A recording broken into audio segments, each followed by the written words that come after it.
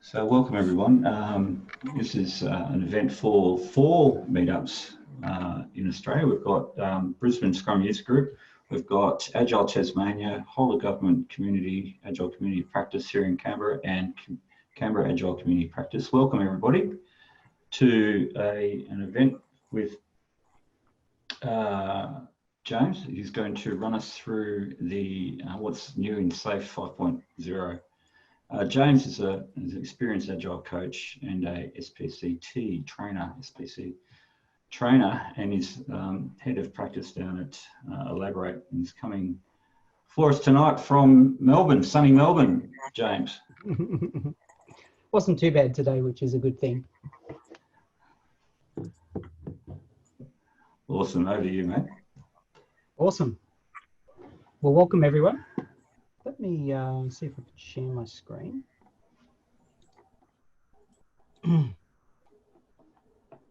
All right, can you guys see that okay? Yeah. Yep. Awesome. Yeah, so tonight I'm going to walk you through what's new in SAFe 5.0. But to begin with, it'd be nice just to get a sense of people's experience with SAFe in the room. So I'm not sure if you've used Menti or Mentimeter before. It's a great voting tool. If you grab your mobile phone and just go to menti.com and plug in that 6-digit code, it'll take you off to, let me bring this up. It'll take you off to this vote. What's your experience with SAFe? First option is I've heard of SAFe. Second is I've attended a SAFe training. The third is I've worked in a SAFe environment, or maybe the fourth, I've been trained and work in a SAFe environment. So if you guys can just take a couple of seconds to vote.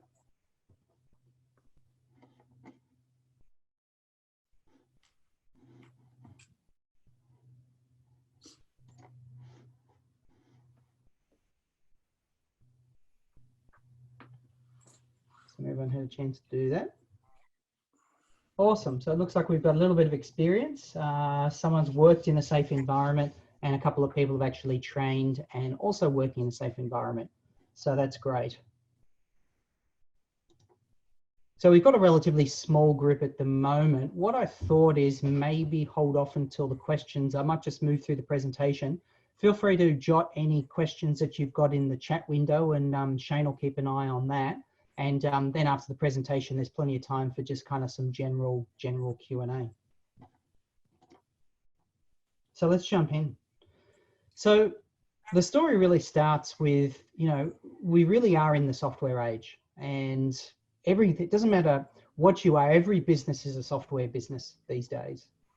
And to put some numbers around that, how many lines of code do you guys think there were in the Apollo 11 that shot us to the moon back in July 1969?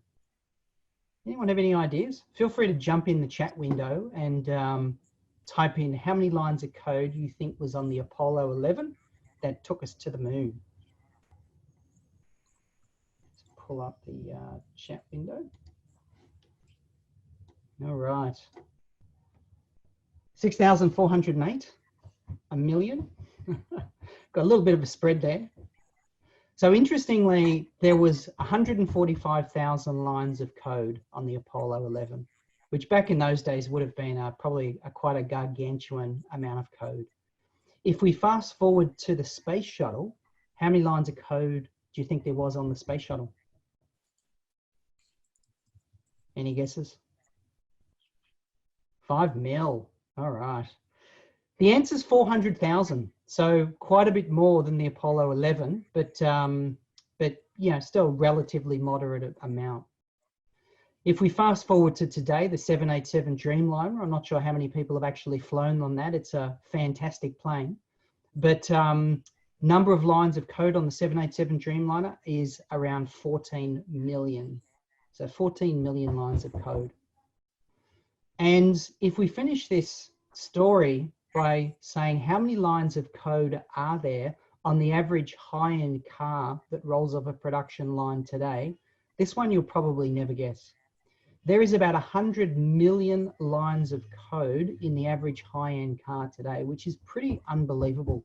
When you think about all the Bluetooth and the media systems and the anti-braking systems and all the rest of it, there's an awful lot of software in a car today. So there really is no doubt we're very much in the software world.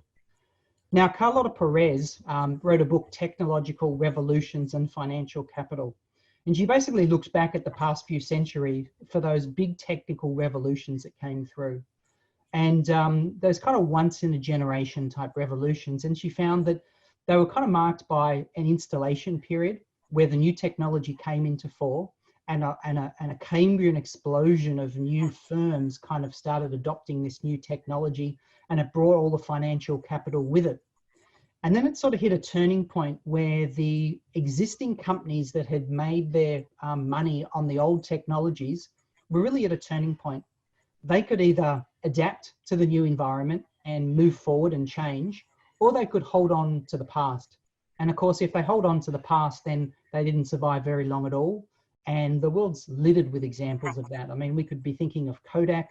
Who would have thought that Kodak, king of the hill when it came to, physical film, in a few short years, they would be rapidly disrupted and virtually not exist anymore. And there's just so many examples of that. And so the question is, we're in the age of software now. Are we at the turning point? And these are some really great factoids. The first one is BMW Group CEO expects that in their future, more than half of its R&D staff will be software developers. So BMW, half of their R&D staff will be software developers. And that certainly marries with that fact that there's 100 million lines of code in high-end cars today. And the third bullet point, the market cap of Tesla now exceeds the market cap of Ford. I mean, Tesla didn't even exist a few short years ago, and now their market cap's higher than Ford. So very disruptive stuff. And the last one, Apple's now the biggest watchmaker in the world. So in 2019, Apple sold 31 million Apple watches. All the Swiss companies together, the entire Swiss watchmaking industry only sold 21 million watches. So again, in a few short years, massively disrupted. So we are competing in the age of in the age of software. The problem's not with our organization realizing that they need to transform. The problem is that organizations are using managerial frameworks and infrastructure models from past revolutions to manage their businesses. And, there's no shortage of companies that are, embarking on digital transformations. But unfortunately, not as many companies are seeing success in those digital transformations because it's really challenging. So some of you may be familiar with John Kotter, very well known for his, leading change book. The world is now changing at a rate at which the basic systems, structures, and cultures built over the past century cannot keep up with the demands being placed on them. So we're living in a very different time, and yet we're using old ways of managing and thinking, and they're just not cutting it anymore. And we're all familiar with this model, right? So when a company starts, it starts as a very entrepreneurial company, doesn't it? You've got a few highly motivated founders, highly flexible in what they do, very, very focused on bringing a brand new product and or service to market. And they're very, very adaptable, very entrepreneurial. And then if they're lucky enough to find success in that product and or service, then what happens is they start building a hierarchy. They start needing to bring in specialists. They start creating departments. They start, worrying about compliance and legal structures and focusing on how they can do things more efficiently, which makes a whole bunch of sense. But what tends to happen over time is that this hierarchy starts ultimately smothering that network, that entrepreneurial flame that kind of started, that kicked off that company. And so it's really challenging. And so at this point in the conversation, a lot of the time people go, oh, well, but that's an easy problem to solve. Just get rid of the hierarchies. Who needs hierarchies, right? But the reality is that the solution's not to trash what we know and start over, but it's instead to introduce a second system, one which would be familiar to most successful entrepreneurs. So this is something that Kotter noted. So he's suggesting we actually need a dual operating model we do indeed need a hierarchy, because that brings us the efficiency and the stability and the scalability that we need. But we don't need that at the expense of doing away with the speed of innovation. We really need both of these systems to kind of work together.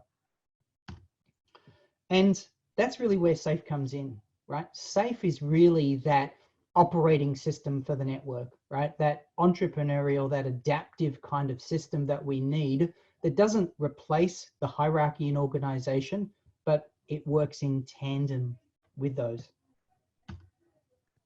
Right? And that's really takes us to where we're at today. And that is where the latest version of the framework, which is SAFE 5.0. Some of you may know that SAFE has been around since 2011. That was when it was first created, and it's had quite a few iterations since then. We're on 5.0 now. That release was official as of January this year. So really what I want to do today is, I don't want to take you through the low-level details of SAFE at all. I just want to take some broad brushstrokes over some of the key changes that have come about in the 5.0 version of the framework. And as I mentioned before, please, if you've got any questions, feel free to jot them in the chat window, which Shane's going to monitor, and of course we'll do a Q&A at the end as well. But I guess the most significant change that's come around with the 5.0 version is the fundamental goal shifted now. So the fundamental goal of the framework is business agility, and you can see that at the top of the big picture. If you're not familiar with SAFE, SAFE's always had this big picture, which is literally a visualization of the framework in a single image. And you can see right squarely at the top there, business agility. So what is business agility? It's that ability to be able to quickly adapt to the rapidly changing environment around us, and to be able to seize on opportunities as they emerge, and bring out innovative solutions to the market. So, you know, whereas SAFE was more focused in technical agility, the goal has really broadened now. So it's really business agility. It's not just the software teams, the IT teams, it's really everyone in the organization needs to start thinking and working in similar ways if we really want to get the most out of that. And with that rethinking of business agility, it really forced a whole rethinking of lots of elements in the framework, which is what we're about to walk through. So the next change is that on the right, you'll see there's a series of these icons, and these icons are called the spanning palette. While these elements in the framework are really important, they're not the most important thing. So what we've done is we've moved these circles to the left side of the framework, because that's the first thing. We read from left to right. That's the first thing we see. What are these circles? These are the 7 core competencies of the framework, which we're going to walk through shortly. They're the most important things that we need to focus on. We really need to build these 7 competencies. You'll see there's 6 on the left-hand side of the framework, and you'll see that the foundational competence, the lean, agile leadership competency, still remains at the foundation of the framework between the large grey strip. Next, in order to us to achieve this new goal of business agility, 2 additional competencies have been added in the 5.0 version, and that is organization agility and the continuous learning culture, which we will touch on shortly. In addition, 2 competencies which have been around in the framework for some time have been renamed. One, which was previously called Business Solutions and Lean Systems Engineering, which is really a mouthful, has been much more appropriately renamed to Enterprise Solution Delivery. So it's really for those biggest solutions.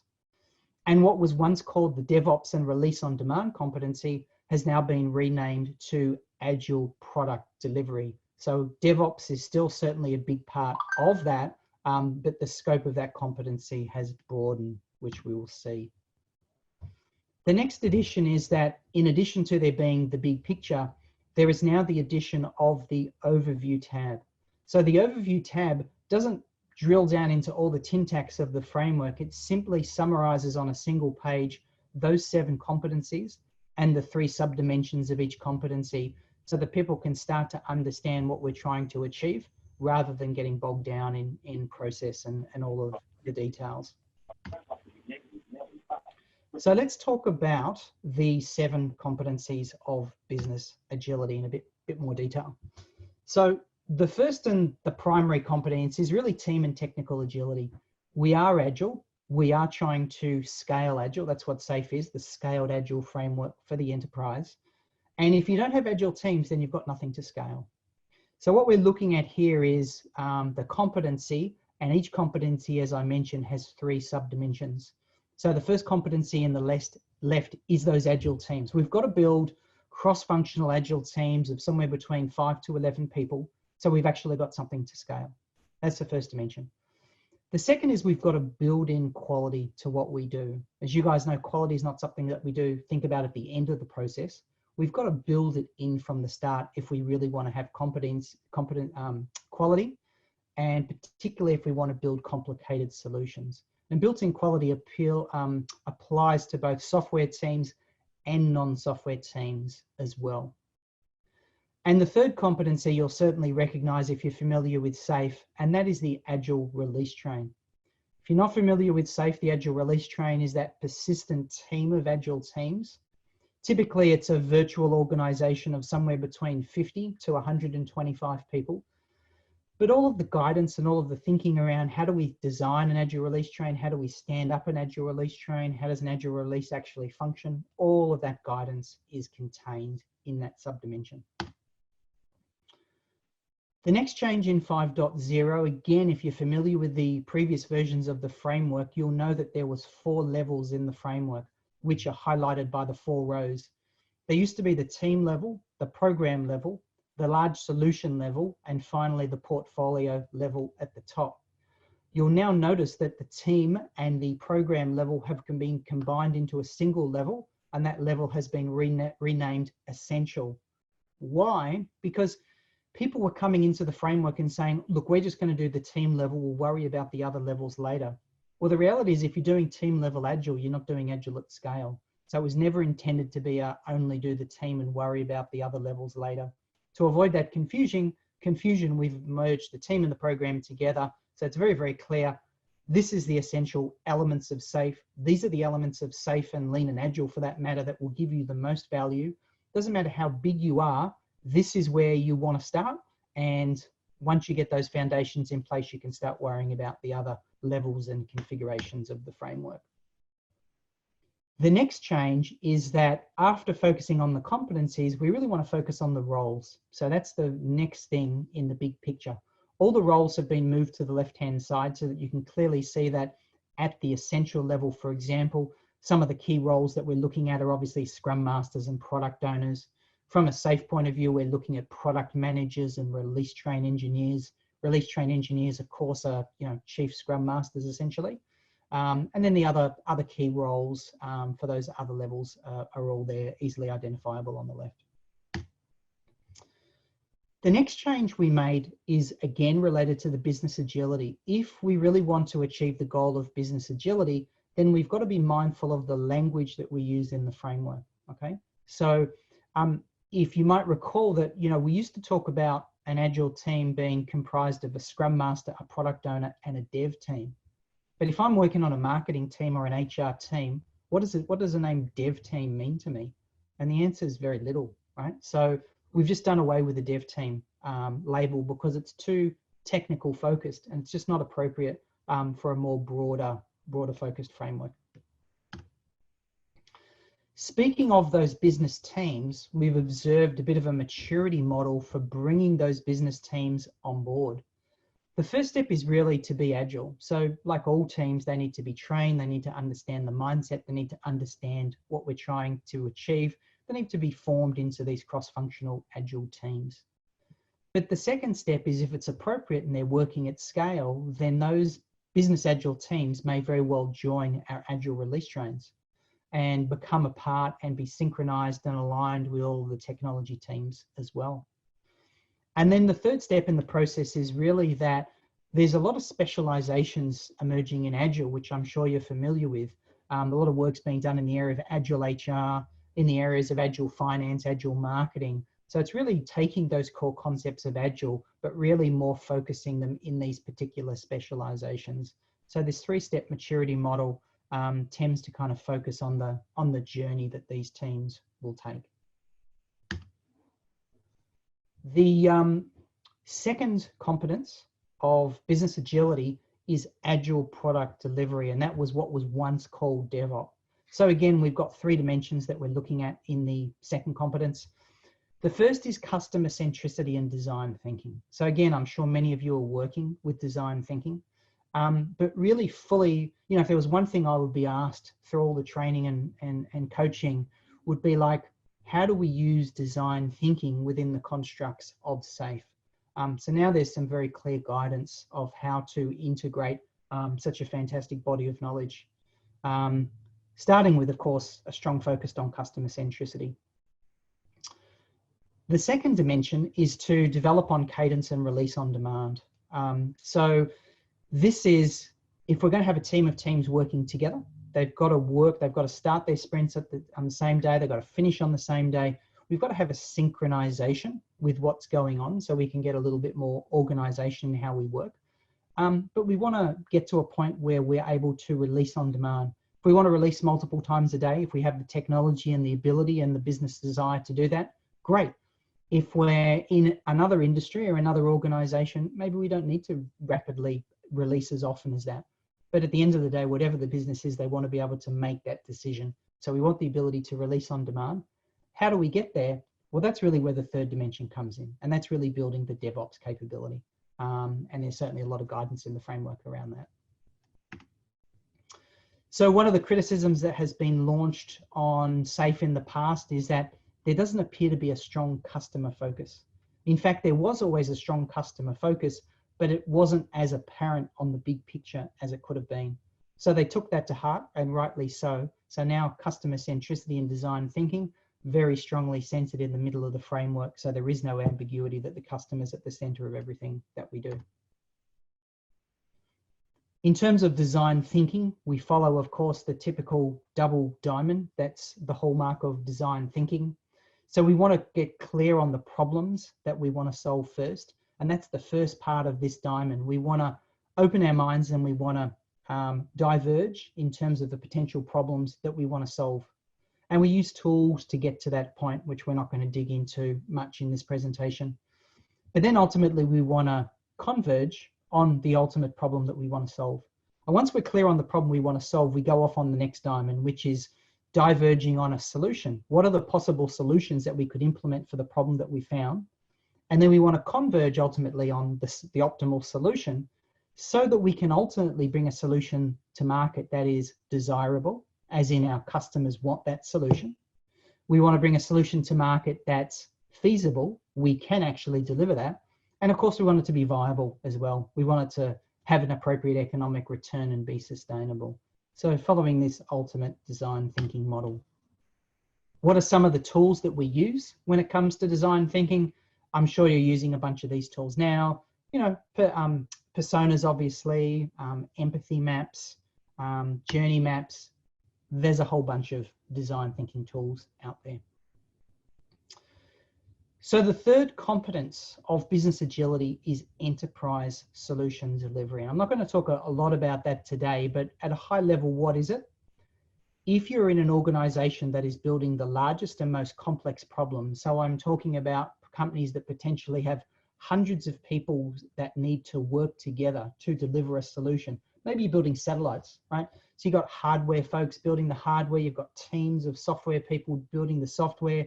You've got to have ways of aligning and getting all of these people that most likely are distributed all around the world to work together. Then you need some extra competencies to do that. And that's essentially what the enterprise solution delivery competence is all about. You've got to build up competencies around lean systems and solution engineering. You need to coordinate. I mentioned before that an agile release trains somewhere between 50 to 125 people. If you've got hundreds of people together, you don't create a single release train that is 300 or 400 people big. You actually create multiple release trains of up to 120, 25 people or so. But you want to synchronize those trains because they're all delivering the same solution. So that's really what that second dimension is talking about, coordinating the trains and the vendors that you're inevitably working with. And then finally, when you've invested and built your big solution, you're not just going to throw it away and start again. You're going to continually evolve that solution once it's live. So how do you do that? How do you apply DevOps principles, build continuous delivery pipelines at that level of scale? And that's really what that third dimension is about.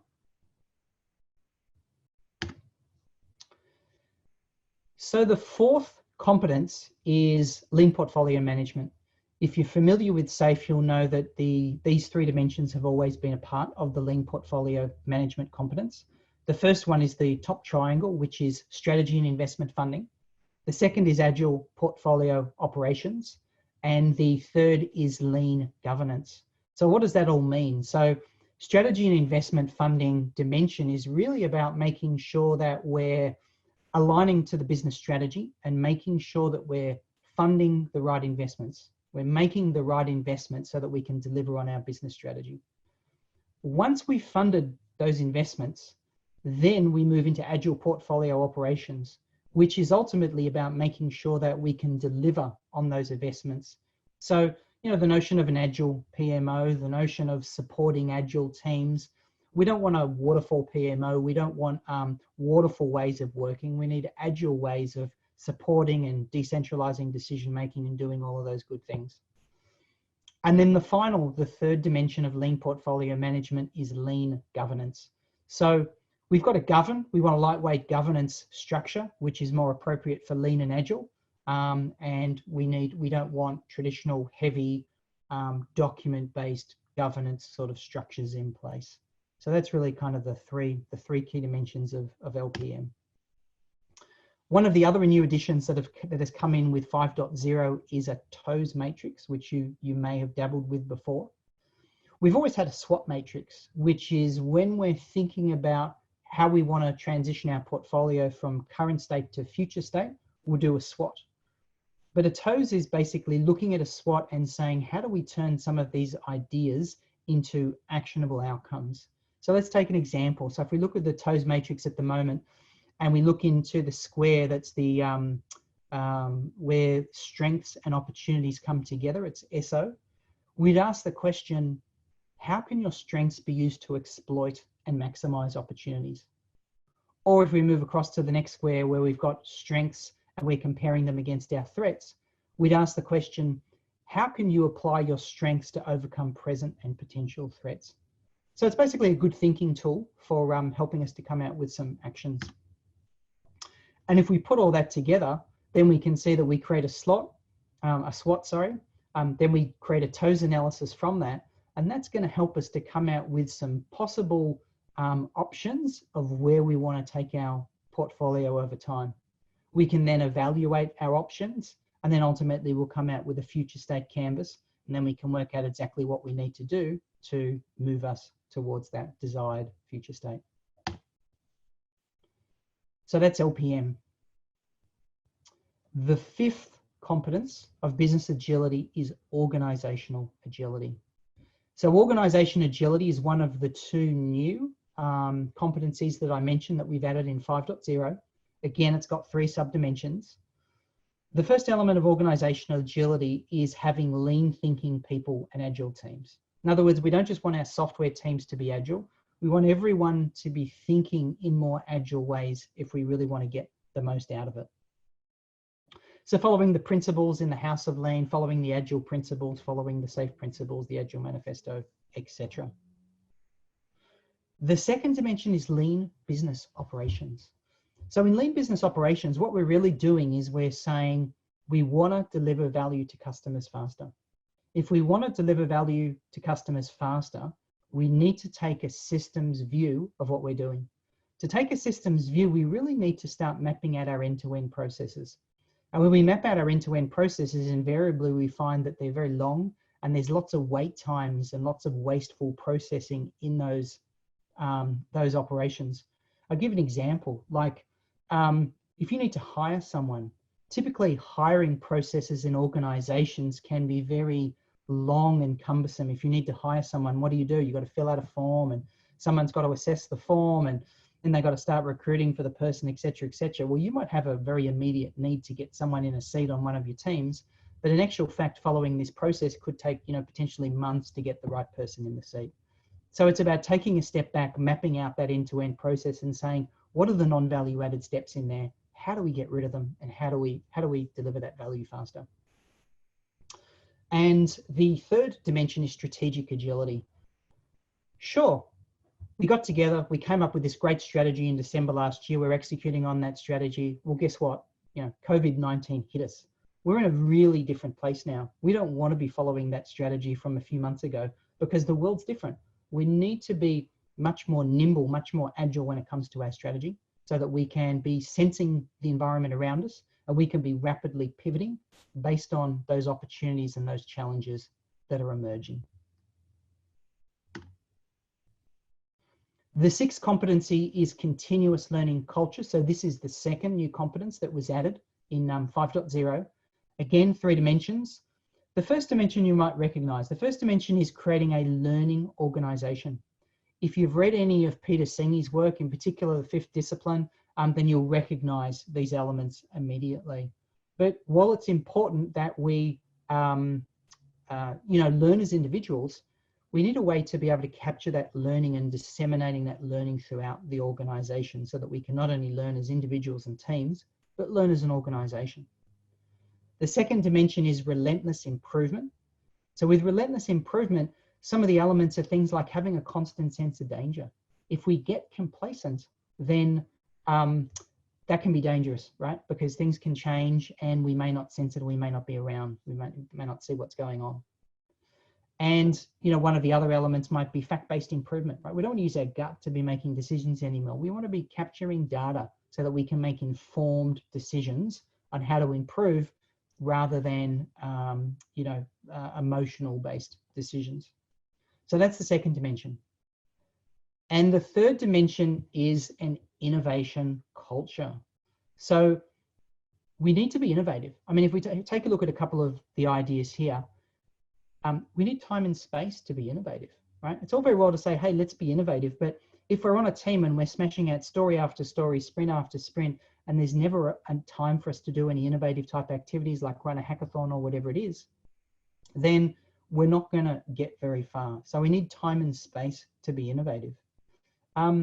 We need a culture that embraces being able to experiment with feedback, right? We don't know what the answer is, right? So let's work in an environment where we can run some experiments, we can create some hypothesis, we can test that, we can validate that with some data. And if we think we're onto something, we can keep making those investments and keep experimenting.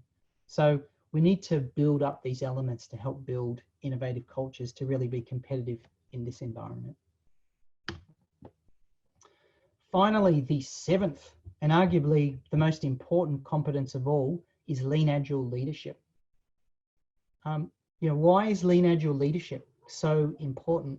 Well, at the end of the day, we work within a system, and who's empowered to change the system? As much as teams may be passionate to make changes, typically they can only make changes within their sphere of influence. But who can change the system in which we work? Well, it's the leadership, of course. They're the ones that are empowered to make that decision.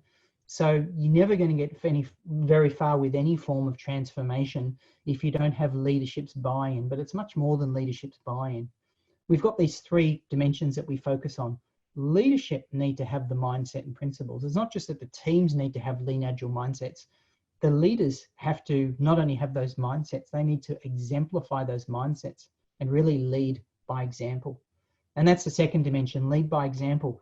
The first point there is authenticity, right? We can't just have leaders that are like, do as I say, not as I do. They need to walk the walk. They need to demonstrate, they need to role model the behaviors that we want if we really want that change to be successful.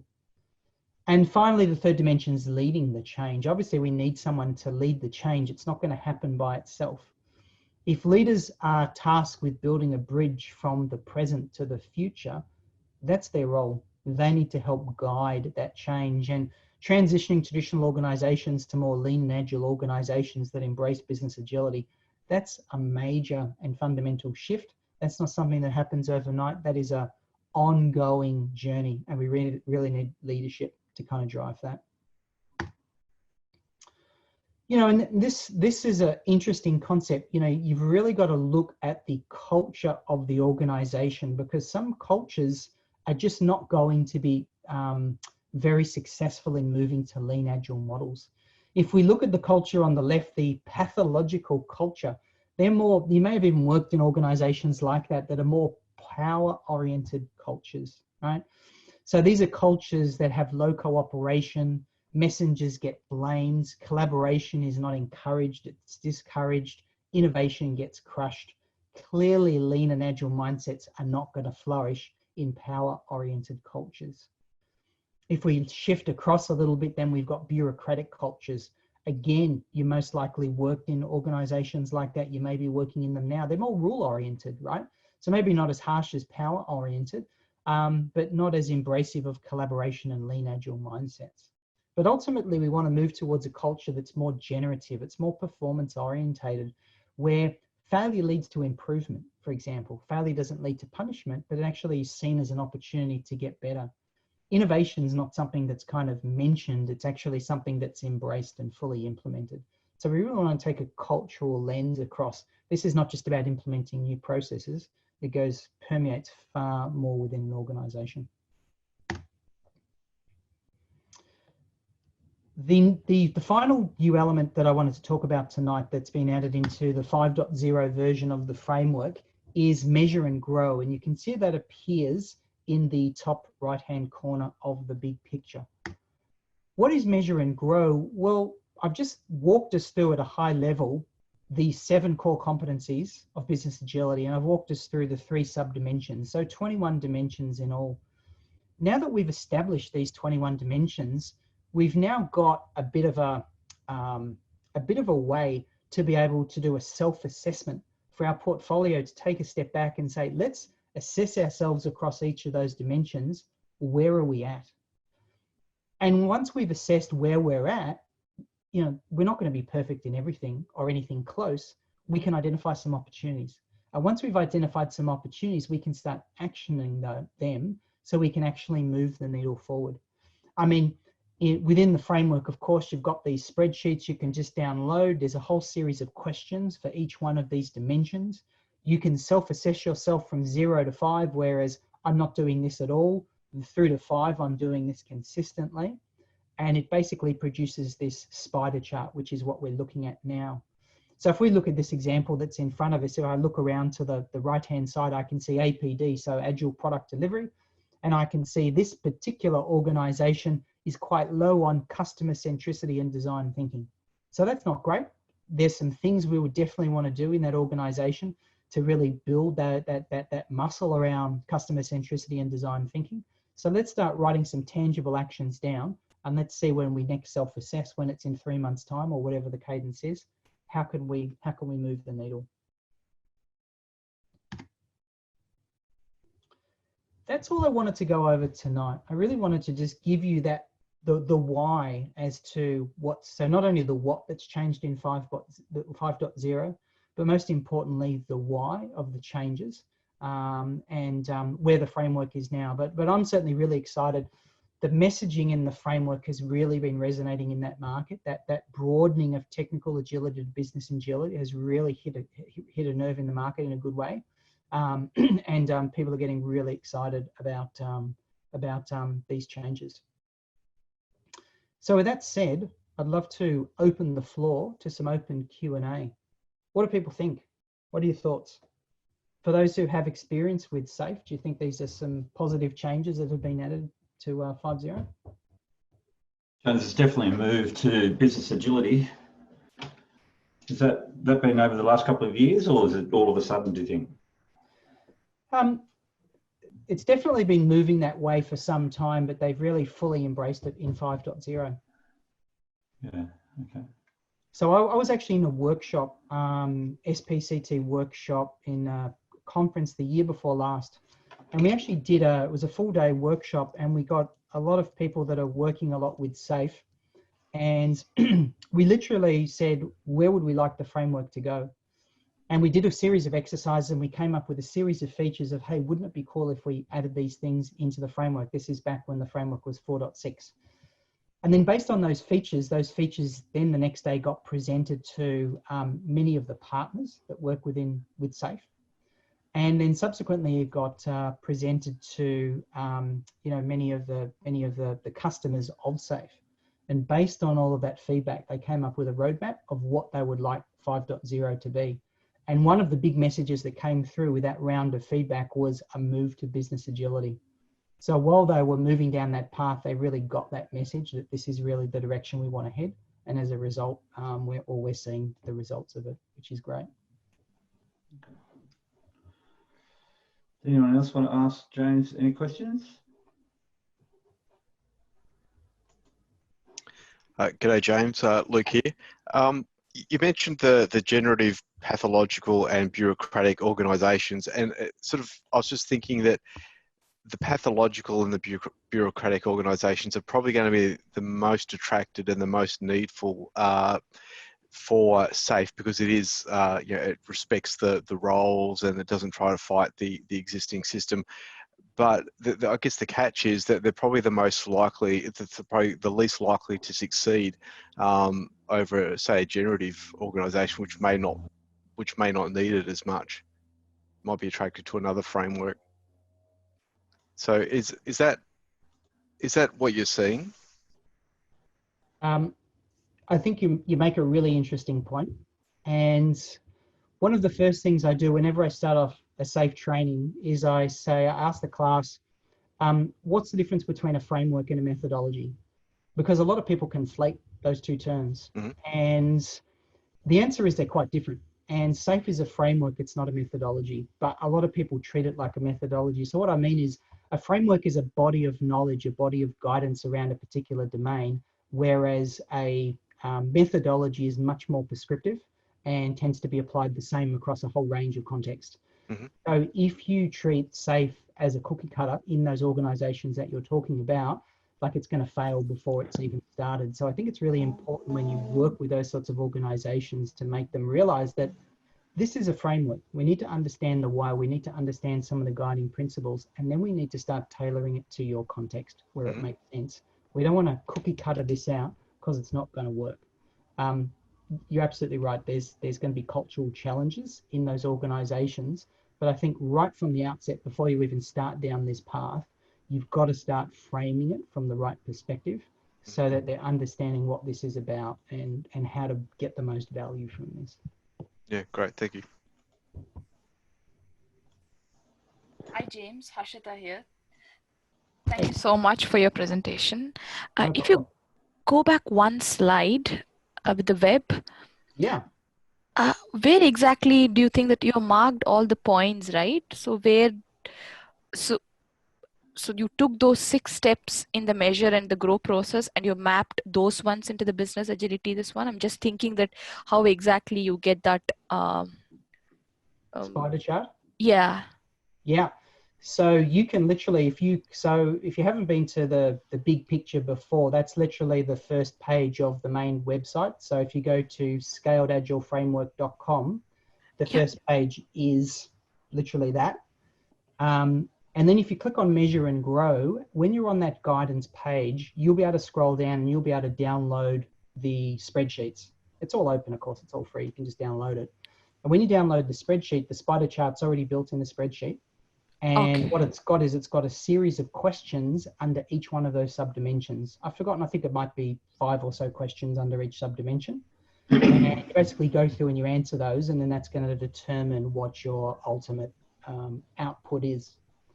And then based on that output, let's just say, for example, Agile product delivery is fairly low. There's actually another spreadsheet that you can download that specifically focuses on Agile product delivery and goes into a deeper set of questions about that particular competency so that you can start getting a little bit more fine grain. So the overall one that we're looking at on this slide is, 4 or 5 questions on each of the 21 dimensions, something like that. But then you've got the more detailed ones as well. Thanks. If you don't mind, can I ask one more question, James? Sure, absolutely. I was just thinking, for me, I always find it tough to sell it to the C executives, these ones, and the language and the terminology, how much ever I simplify, they understand like the human-centric design aspect of thinking, and like I define it like a pre-project process. If I consider it as a project, if I'm using this methodology to deliver a project, so human-centric design, I need to explain them bit by bit kind of thing. So, and most of the time, I feel like it's a yes in the meeting when people are there, but I don't feel that I've got my message completely across it. It never gets sold completely what I say. So is there any the terminology or the method or anything that you can share so that I can sell it to the C level so that they can start adopting and taking it more seriously at an organization level rather than one or two people in the organization struggling to put this one in place? Yeah, look, I think it's a great question, and I think the first step really, and if you're not familiar, there's what's called the SAFE implementation roadmap. So along with SAFE, as well as it's a framework, you can have the best framework in the world, but if there's no easy way to implement it, then you're never going to be able to get the value from it. So there is what's called the SAFE implementation roadmap, which describes a pattern, not a cookie cutter of steps that you've got to follow, but a general pattern that we tend to see that companies take when implementing SAFE. The first step on that roadmap is actually getting to the tipping point. So what we mean by that is an organization needs to be at the tipping point. If the desire to change is not greater than the desire to want to keep doing things the way that they've always done, it doesn't matter what it is, they're not going to embrace the change, right?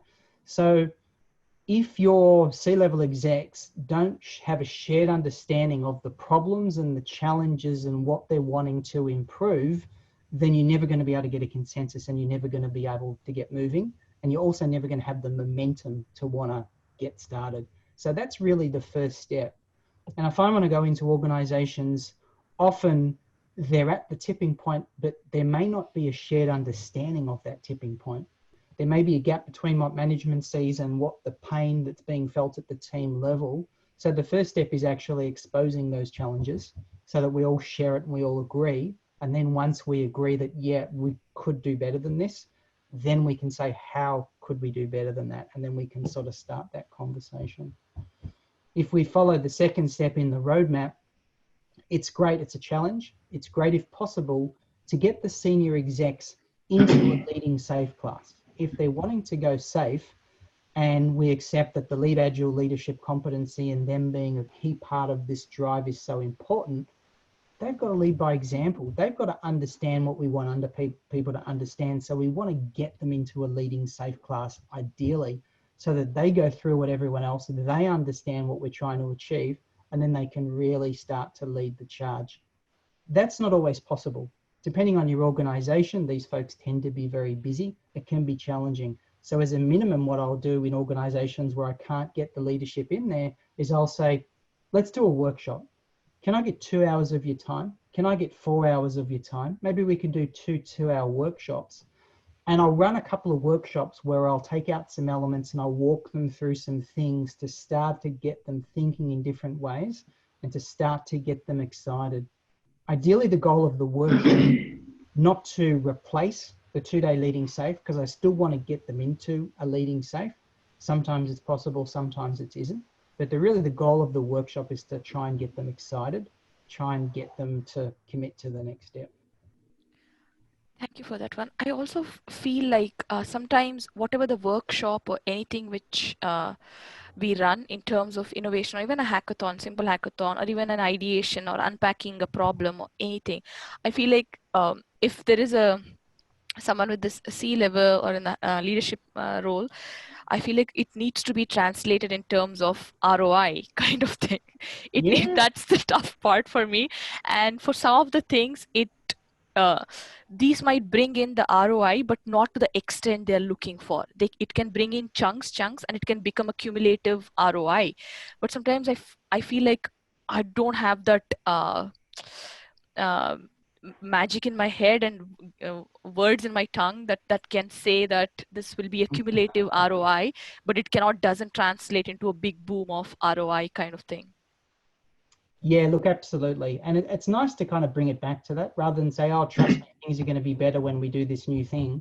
Sometimes it's nice to actually try and quantify that. So again, if you're at the tipping point and there's a general agreement that our release cycle is terrible, we just cannot turn around changes fast enough for the market, for example, we really need to start fixing that. Then we can go, okay, let's start talking about fixing that. And these are the sorts of improvements we can hope to see if we start implementing some of these things, for example. Cool. But yeah, make it tangible. Good idea. Thank you so much, James. Thanks. No worries. All right. Cool. Any other questions for James?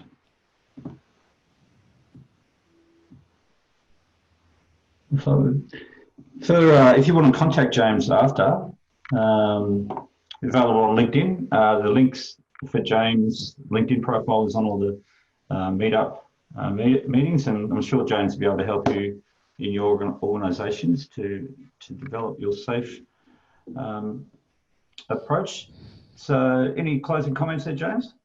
Awesome. No, look, I really appreciate your time. I mean, Shane and I have been talking about this meetup for some time, and when we first started talking, I hoped to actually be in Canberra to meet you guys, but of course the world changed as it did. But it was great that we were still able to put this on, and I really appreciate everyone joining tonight. So thanks for your time. So thanks very much, James. That's fantastic for your time. You're clearly a leader in all of this, so thanks very much for your time. To have an SPCT directly on a call like this is fantastic. Yep, go ahead with the question there. I'm just thinking, is there any study group or anything for SAFE, this one, methodology? That is Study group? Yeah. So the framework has 13 role-based training courses. The first course and the seminal course today is called Leading Safe. So if you really want to come up to speed with the framework and really what it's about, that's the best way to do it, is to do 2-day Leading Safe course. And that will really do it. But as I said, there's like 13 role-based courses. So if you're on the safe journey, and for example, you might be a product owner, then there's a product owner, product manager course. One of the newest courses that has come out is Agile Product Management. So there's a whole lot of different role-based courses you can do to learn more about safe. Cool. Yep. Thanks, James. Awesome. All right, thanks everyone for coming. Next month, May, June, we've got a new event, so stay tuned to your meetups, get on the mailing list, and we'll be able to publish that new event when it comes online. So thanks very much for everyone for coming. And for a first today, we had someone from the States, Texas, I think it was, and someone from Chad from South Africa. Thanks very much for coming along. Very much welcome to come along in the future. Great job, guys. Well done. Thank you. Awesome. Thank you very much. Thank you. Thanks, guys. Cheers. Fort Worth, Pete. See ya. Thanks, everyone.